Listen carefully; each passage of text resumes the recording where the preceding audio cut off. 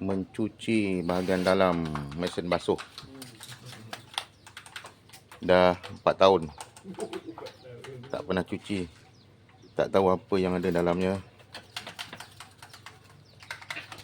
Hari ini ada orang yang sudi nak membersihkan dengan bayaran yang berpatutan.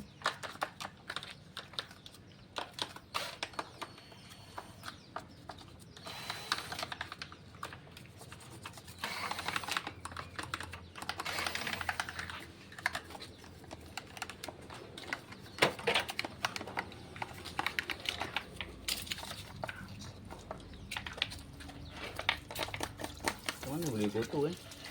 Kan ni mesin basuh. Mesin basuh. Basuh bersih. Basuh makin kotor. Ini katanya basuh bersih lah. Keladak yang daki-daki ni. Sedangkan mesin basuh pun kotor. Apa lagi kita kan? Walaupun berak. Walaupun kita berak.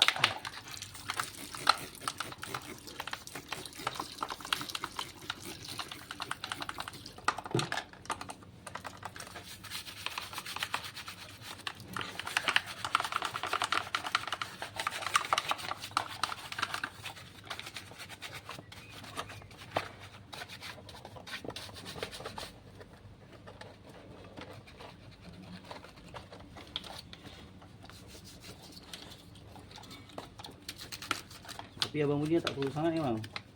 Ya. Kategori bersih juga ni. Sebab ada lagi teruk daripada ni.